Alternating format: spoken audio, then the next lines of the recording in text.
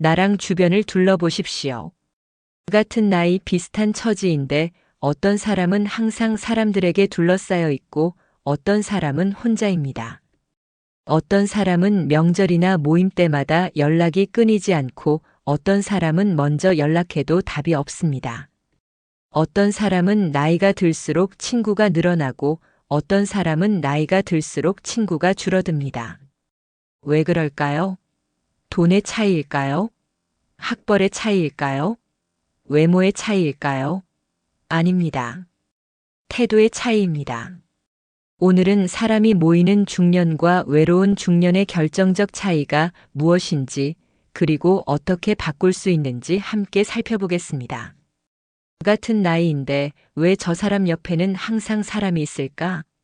돈이 더 많아 보이지도 않고 말을 더 잘하는 것 같지도 않은데 이상하게도 사람들이 먼저 다가갑니다. 반대로 나는 어떻습니까? 특별히 문제를 만든 적도 없는데 언제부턴가 대화가 짧아지고 관계가 오래 이어지지 않습니다. 오늘 이야기는 불편할 수도 있습니다. 하지만 분명한 건 하나입니다. 이 차이는 나이가 아니라 태도에서 시작됩니다. 63세의 박 선생님 이야기를 해보겠습니다. 퇴직 후 동호회 활동을 꾸준히 하시는 분입니다. 술도 적당히 드시고 옷차림도 무난합니다. 경제적으로도 여유로운 편이고 건강도 괜찮습니다. 겉으로 보기엔 문제가 없어 보입니다. 그런데 모임에서 늘 비슷한 장면이 반복됩니다. 처음엔 대화가 잘 되는 듯 하다가 어느 순간 상대가 자리를 옮깁니다. 잠깐 화장실 좀 하며 일어났다가 다른 테이블에 앉습니다. 전화 좀 받아야 해서 하며 나갔다가 다른 사람과 이야기합니다. 박 선생님은 처음에는 몰랐습니다. 바쁜가 보다 급한 일이 있나 보다 생각했습니다. 하지만 몇 번 반복되니 알았습니다. 아, 사람들이 나를 피하는구나. 반면 같은 모임의 65세 이 선생님은 다릅니다. 말수가 많지도 않고 자기 이야기를 길게 하지도 않습니다.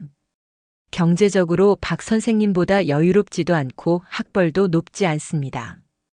그런데 이상하게도 사람들이 곁에 남아 있습니다. 모임이 끝날 때까지 이 선생님 옆자리는 비지 않습니다. 젊은 사람들도 이 선생님 옆에 앉으려 하고 여성들도 이 선생님과 이야기하는 것을 편안해합니다. 왜 그럴까요? 박 선생님은 혼자 집에 돌아오며 생각합니다. 내가 뭐가 부족한 걸까? 돈도 있고 건강도 괜찮은데 왜 사람들이 나를 피할까? 이 나이에 뭘 더 바꾸라는 걸까? 박 선생님은 자신이 문제라고 생각하지 못했습니다. 요즘 사람들이 예의가 없어졌어. 젊은 사람들은 어른을 존중할 줄 모르지. 나이 들면 원래 이렇게 외로운 거야. 여기서 많은 분들이 처음으로 길을 잘못 짚습니다. 문제를 다른 곳에서 찾는 겁니다. 하지만 어느 날 박 선생님은 우연히 자신의 대화 방식을 돌아보게 되었습니다. 후배가 조심스럽게 말했습니다. 선배님, 제가 한 말씀 드려도 될까요? 선배님은 항상 옳은 말씀을 하시는데 그게 좀 부담스러울 때가 있어요. 박 선생님은 충격을 받았습니다. 나는 조언을 해준 건데 부담스럽다고. 그날 밤 박 선생님은 자신의 대화를 돌이켜봤습니다. 이건 매력의 문제가 아닙니다. 안정감의 문제입니다. 사람은 나이가 들수록 새로운 설렘보다 정서적으로 편안한 사람을 찾게 됩니다. 젊었을 때는 달랐습니다. 매력적인 사람, 재미있는 사람, 능력 있는 사람. 이런 사람에게 끌렸습니다. 하지만 중년 이후에는 바뀝니다. 이제는 매력보다 편안함을, 재미보다 안정감을, 능력보다 존중을 원합니다. 중년 이후의 관계에서 중요한 질문은 이것입니다. 이 사람과 있으면 내가 평가받지 않아도 될까? 이것이 핵심입니다. 사람들은 자신을 평가하는 사람을 피합니다. 나이가 들수록 더욱 그렇습니다. 젊었을 때는 평가를 견딜 수 있었습니다. 배우고 성장해야 하니까요. 하지만 중년 이후에는 다릅니다. 이제는 평가받고 싶지 않습니다. 있는 그대로 받아들여지고 싶습니다. 박 선생님의 대화에는 의도치 않게 긴장감이 있습니다. 박 선생님이 자주 하는 말들을 들여다보십시오. 내가 살아보니까 마리아의 말은 경험을 나누는 것처럼 보이지만 상대방 입장에서는 너는 경험이 부족해라는 메시지로 들립니다. 그 나이엔 원래 그레이 말은 위로처럼 보이지만 상대방 입장에서는 너는 아직 어려라는 평가로 들립니다. 그건 내가 잘못 생각하는 거야의 말은 조언처럼 보이지만 상대방 입장에서는 너는 틀렸어라는 판단으로 들립니다. 조언처럼 보이지만 상대의 입장에서는 판단으로 느껴집니다. 그리고 판단받는 사람은 불편합니다. 처음에는 네, 감사합니다 하며 받아들입니다. 하지만 계속되면 피곤해집니다. 이 사람과 있으면 내가 계속 평가받는 것 같아. 이 사람과 있으면 내가 항상 틀린 사람이 되는 것 같아. 그래서 이건 사랑도 호감도 아닙니다. 이건 정서적 부담입니다. 반대로 이 선생님은 다릅니다. 상대의 말을 끝까지 듣습니다. 누군가 요즘 자식 문제로 고민이에요 하면 이 선생님은 끝까지 듣습니다. 중간에 끊지 않습니다. 아, 그건 이렇게 하면 돼 하며 조언하지 않습니다. 그냥 그러셨군요. 많이 힘드시겠어요 하며 들어줍니다. 굳이 결론을 내리지 않습니다. 누군가 문제를 이야기하면 이 선생님은 해답을 주려 하지 않습니다. 이렇게 하세요, 저렇게 해보세요 하지 않습니다. 그냥 어려운 상황이네요 하며 공감해 줍니다. 맞고 틀림보다 감정을 먼저 봅니다. 누군가 나는 이렇게 생각해요 하면 이 선생님은 그건 틀렸어 하지 않습니다. 그렇게 생각하실 수도 있겠네요 하며 존중합니다. 그 차이가 관계의 온도를 바꿉니다. 박 선생님과 이야기하면 긴장됩니다. 평가받는 느낌입니다. 하지만 이 선생님과 이야기하면 편안합니다. 있는 그대로 받아들여지는 느낌입니다. 여기서 많은 분들이 이렇게 착각합니다. 나이 들면 원래 재미없어지는 거야. 요즘 사람들은 예의가 없어. 중년이 되면 다들 외로운 거야. 하지만 사실은 다릅니다. 사람들은 재미없는 사람을 피하는 게 아니라 불편한 사람을 피합니다. 재미는 없어도 괜찮습니다. 조용해도 괜찮습니다.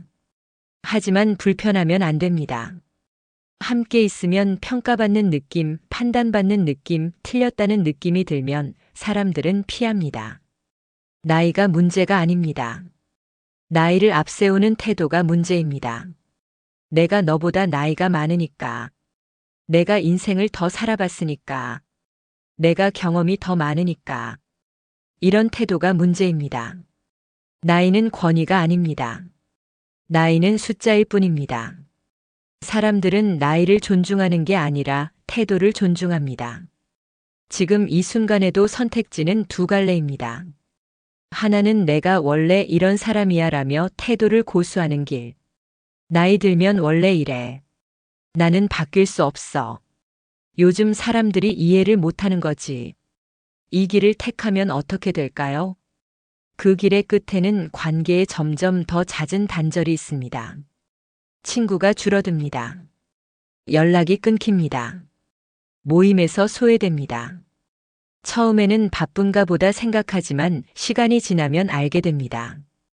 아, 사람들이 나를 피하는구나. 하지만 그때는 이미 늦었습니다. 관계는 한번 끊기면 회복하기 어렵습니다. 다른 하나는 내가 주는 분위기를 돌아보는 길입니다. 혹시 내가 상대를 불편하게 했나? 혹시 내가 평가하듯 말했나? 혹시 내가 나이를 앞세웠나? 이렇게 자신을 돌아보는 길입니다. 말투 하나, 눈빛 하나, 상대의 말을 대하는 속도 하나. 이런 작은 것들을 바꾸는 길입니다. 이 길의 끝에는 관계의 깊이가 남습니다. 친구가 늘어납니다. 연락이 이어집니다. 모임에서 환영받습니다. 나이가 들수록 사람들이 당신을 찾습니다. 왜냐하면 당신과 함께 있으면 편안하니까요. 어느 쪽을 택할지는 강요하지 않겠습니다. 다만 결과는 분명히 다릅니다. 그렇다면 구체적으로 어떻게 해야 할까요? 첫째, 조언을 줄이고 공감을 늘리십시오. 누군가 문제를 이야기하면 바로 해답을 주지 마십시오. 그건 이렇게 하면 돼. 그건 내가 잘못한 거야 하지 마십시오. 대신 힘드시겠어요. 어려운 상황이네요. 하며 공감해 주십시오. 해답은 상대방이 원할 때만 주십시오. 둘째, 나이를 앞세우지 마십시오. 내가 너보다 나이가 많으니까, 내가 인생을 더 살아봤으니까 하지 마십시오. 나이는 권위가 아닙니다. 나이는 경험일 뿐입니다. 경험을 나누되 강요하지 마십시오. 셋째, 상대의 말을 끝까지 들어주십시오. 중간에 끊지 마십시오. 아, 그건 이렇게 하면 돼 하며 자르지 마십시오. 끝까지 듣고 상대가 다 말한 후에 반응하십시오. 넷째, 판단하지 말고 존중하십시오. 그건 틀렸어. 그건 잘못된 생각이야 하지 마십시오. 그렇게 생각하실 수도 있겠네요. 그런 관점도 있네요. 하며 존중하십시오. 다섯째, 질문하고 들으십시오. 말하기보다 듣기를 더 많이 하십시오. 나는 이렇게 생각해 하기보다 당신은 어떻게 생각해? 물어보십시오. 그리고 진심으로 들어주십시오. 박 선생님은 태도를 바꿨습니다. 쉽지 않았습니다. 평생 해온 습관을 바꾸는 건 어려운 일이니까요. 하지만 조금씩 노력했습니다. 누군가 문제를 이야기하면 바로 조언하지 않고 끝까지 들어줬습니다. 내가 살아보니까 말이야 하려다가 참고 그렇게 힘드셨군요 했습니다. 그 나이엔 원래 그래 하려다가 참고 많이 걱정되시겠어요 했습니다. 처음에는 어색했습니다. 하지만 계속하니 익숙해졌습니다. 그리고 놀라운 변화가 일어났습니다. 사람들이 박 선생님 곁에 남기 시작했습니다. 모임이 끝날 때까지 옆자리가 비지 않았습니다. 젊은 사람들도 박 선생님과 이야기하는 것을 편안해했습니다. 박 선생님은 깨달았습니다. 아, 문제는 나이가 아니라 태도였구나. 여기서 몇 가지 문장을 마음에 새겨보십시오. 매력은 끌어당기는 기술이 아니라 밀어내지 않는 태도입니다. 사람은 나이를 보지 않고 함께 있을 때의 감정을 기억합니다. 중년의 매력은 설렘이 아니라 안심입니다. 관계는 많은 말이 아니라 듣는 태도로 만들어집니다. 조언은 요청받을 때만 가치가 있습니다. 이 문장들을 기억하십시오.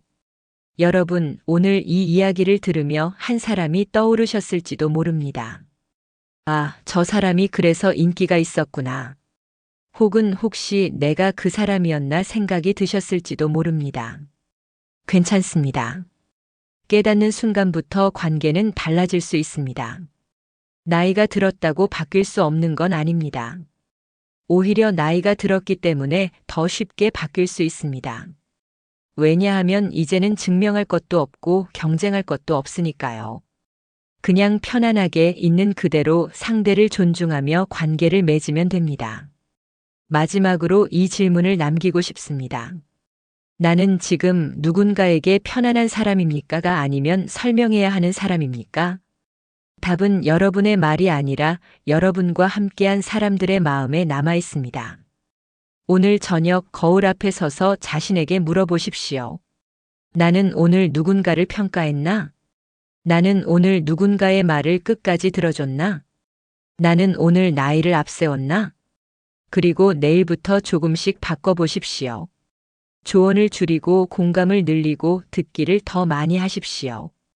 오늘 이 영상이 그 마음을 한번 돌아보는 조용한 계기가 되었기를 바랍니다. 조용히 들어주셔서 감사합니다. 당신의 관계가 편안함과 존중으로 가득하기를 진심으로 기원합니다.